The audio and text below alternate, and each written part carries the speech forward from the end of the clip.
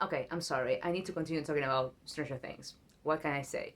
Season 5, Volume 1 was pretty great, and I'm super excited about Volume 2 and the finale. But the thing is, I don't want to predict what is going to happen. What I want to do is talk about setup and payoff. Setup and payoff is a basic concept in storytelling, regardless of the medium.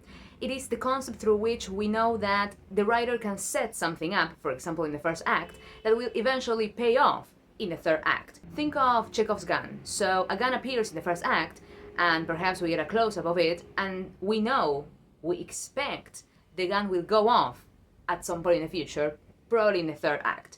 So the setup creates an expectation in us, in the audience, that has to be paid off. It's about working with the emotions of the audience. It's about creating anticipation in them that you have to satisfy, otherwise it won't end well, and you probably won't stick the landing. Again, this is a very common concept, and it's something that Stranger Things does particularly well in Volume 1. Why? Because they set up a lot of things, a lot of character arcs that we still haven't gotten any payoff for. Lucas is still waiting for Max to wake up, Dustin is still grieving Eddie and fighting with Steve, the love triangle between Steve, Nancy, and Jonathan is still going full steam ahead. Many of the characters are still separated from each other. Robin and Vicky left off with a promise to go to Enzo's together, and then Robin kept canceling on Vicky, and we know that something is going to happen there.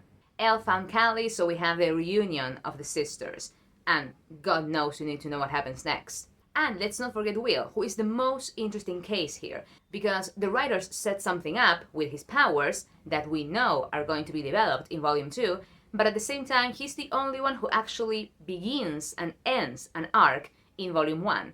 He accepts himself, so that arc is completed in Volume 1, which makes us think, okay, what is going to be his emotional arc in Volume 2?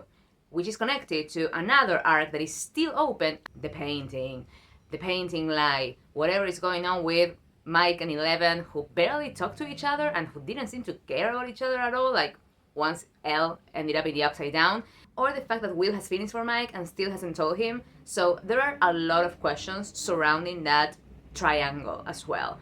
We don't know what's gonna happen, but a lot of things have been set up, some in Volume 1 and some in Season 4.